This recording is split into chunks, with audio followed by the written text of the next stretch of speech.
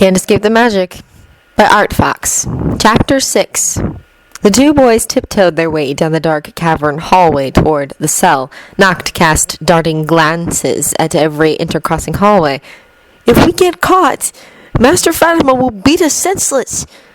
The cell was set with a thick door and a thicker lock. Water dripped from the ceiling and the air was stifling and cold. There was a small window crossed with bars set inside the door. It hovered over both their heads. "This is the door," Noct proudly announced, gesturing grandly to the door. Cinna tilted his head up at the high-set window. "How do we get inside?" Noct blanched. "Inside? We can't get inside. If we open the door, the Finalies might attack us." "Really? Well, can we find a way to look inside?" Cinna crossed his arms. "If we're just going to look at a door, then we could have stayed in our room." Noct huffed at Cinna's bratty tone. "Hold on, we can peek in with this." He dragged a stool over and Cinna hopped up. He strained to peer over the sill far above his head. The torch from the hallway gave an orange glow through the corridor but failed to pierce the darkness of the cell. It was a stiff blackness, but as Cinna stared, he could see the barest flash of red in the cavern. "It's too dark, I can't see anything," Cinna whispered. "You try." Noct took the stool and used the bars of the window to lift himself higher. His dark feet dangled over the stool as he pressed his face against the window. "It's so dark," Noct murmured. "Who is there?" A voice interrupted from the darkness. "Whoa!" Noct leapt back, overturning the stool and humbling to the floor. "Hello?" A hand reached from the darkness to grasp the window bar. "A girl?" Noct squeaked from the floor in disbelief. The torch in the hall brought the voice's owner into relief as they put their face in the window. It was a girl. She had a heart-shaped face with slanted, dew-pink eyes pinched against the firelight. Her bright hair glowed in the dim firelight. "Who are you?" she asked. Her voice sounded tight and low. Cinna couldn't help but stare at her colorful hair. Even his own purple locks weren't as vibrant as the shining red she sported. She was pretty in an exotic way. "I am Cinna, and this is my friend Noct. We wanted to see the Finalies, Master Fatima caught." Cinna stepped back and pulled Noct to stand just behind him. The preteen girl looked down at them. "Are you slaves?" she asked. "Do you know how to escape? A way out?" Cinna opened his mouth, only to have Noct hiss, "We can't go against Master Fatima. He'll kill us. Cinna, we shouldn't talk to her. You'll only get punished, and me along with you." The dark boy gripped Cinna's tattered slave. Tears welled up in his copper orbs, and he began shaking. I don't want to die, Cinna. Not like the others," he sniffed. Cinna looped an arm around his tiny friend's shoulders. "You're not going to die, Noct. I'm not going to let you die." He rocked the sobbing boy in his arms. He let the snowy-haired boy sniffle against his shoulder and tried not to grimace as he felt him leak tears and snot all over him. The girl in the window sighed. "You're a good friend." "Thank you." Cinna locked eyes with her. "You're going to be a slave," he said stoically. She scowled down at him. "No, I'm not. I'm going to escape. We all are. I'm not a slave anymore." Her voice was low but emotional. Cinna sighed. "I thought so too, about escape. But Master Fatima is clever. He's not only clever, he's cruel. If you try to escape, he will hurt you." Cinna reached up to show her the mottled skin on his palm. "I made him mad, and he burned me. Don't make him mad, please." Her eyes looked stricken and sad. "I can't be a slave again. I won't." "I'm sorry. I have to get Noct to bed." Cinna turned away. As he nudged his despondent friend down the hall, he heard the girl whispered, "I'm not a slave." Cinna tried not to wince at his own manipulation. Either way, he realized he did affect that girl in a big way. He either pushed her resolve to escape even deeper into her heart or added to the burden that would break her spirit. Not that it matters, he thought. His only concern right now was Noct. As a slave, he didn't have much. I can't let them take away my friend, too.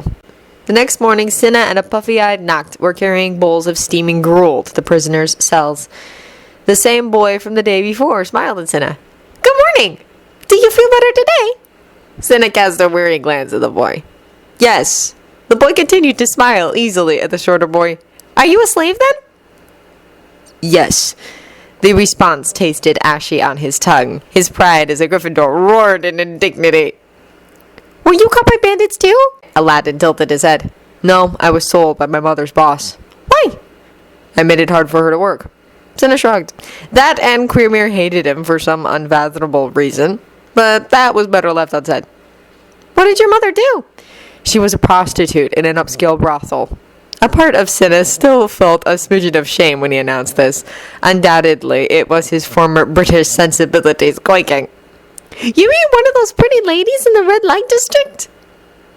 Yeah. The blue-haired boy turned a brilliant shade of pink, and a perverted grin etched itself over his face. Cinna slowly retreated from the blushing brunette. Noct joined him outside the cage. Strange boy. Yeah. The kitchen was in an uproar. Frightened slaves darted back and forth. What's wrong, Leia? Noct asked the pale woman. Her bony hands trembled. We ran out of meat for the desert hyenas. Oh no! Noct stiffened. What? Cinna looked at the two frightened slaves. Noct twisted to look at him. We really can't upset Pastor Fatima today. Why? He'll feed us to the hyenas if we do. That's awful. Noct nodded at Cinna's gasp. Let's just keep our heads down, Cinna. Please! Noct's eyes were shiny again. The taller boy knew that Cinna was a problem slave, and that any of his failings would also affect Noct. Not to mention it would break him terribly if he lost his best friend. Cinna felt his saving people thing, as Hermione coined it, swell to encompass his overly emotional friend, Noct. Okay, let's keep our heads down. His Gryffindor pride would bulk and retch at the injustice, but Cinna knew that there was a time and place for pride and bravery, and a time and place for stillness and planning. That girl that was with the Finaleys is sick, a passing slave gossiped. Master will probably use her to feed the hyenas. Better her than me, another whispered, relieved. The kitchen was a jumble of noise as the two young boys washed that morning's dishes. Suddenly, utter quiet reigned. Cinna looked up at the sudden silence. A hefty, ugly bandit grunt was blocking the door. His beady eyes scanned the room. Both was the littlest boys, Cinna and Noct, he said. Noct dropped the dish he was scrubbing. The clatter echoed in the crowded room. His whole body shuddered and salty tracks wetted his cheeks. Let's go, Noct. Cinna pulled him up. We can't keep Master Fatima waiting. The bandit grunted and led the way. As they walked down the hallway, Cinna peered at Noct from the corner of his eye. He was trembling and tears dripped from his chin. Cinna suddenly pressed his hand into Noct's. Metallic eyes darted to him. It'll be okay, Cinna mouthed silently. Okay, Noct lipped back. Sunlight greeted them as the grunt led them to the open area of the stadium. Fatima was posturing on the edge. He held a thick rope in his hand. The pink-haired girl from last night was being held down by some of the random bandits that Fatima hired. Cinna and little Noct. Fatima's honeyed voice was shrill and grating. My good little boys, I'm so glad you could join us. The Finaleys on the ground was thrashing and casting desperate looks to the center of the arena. Cinna followed her line of sight and nearly swallowed his tongue. A little girl, probably no older than 3 or 4, was tied up and dangling from a scaffold. Noct gave a strangled gasp in the back of his throat. At Fatima's narrowed eyes, he quickly passed it off as a hiccup. Master Fatima, you called for us, sir? Cinna knew better than to look directly into Fatima's eyes. He realized many months ago that his eyes were too expressive, and that was how Fatima always knew he was faking humility. Making improper eye contact led to far too many punishments. Yes, my dear pets, I wanted you to see the show. Now, I know Noct has already seen a few of my little dinner theaters, but you haven't had the chance, Cinna. A finely manicured hand tugged him to Fatima's side. The sharp nails dug into his shoulder, and Cinna winced. Fatima leaned down and cruelly hissed in Cinna's ear. I want you to see what happens when you displease me, pet. And he loosened his grip on the rope.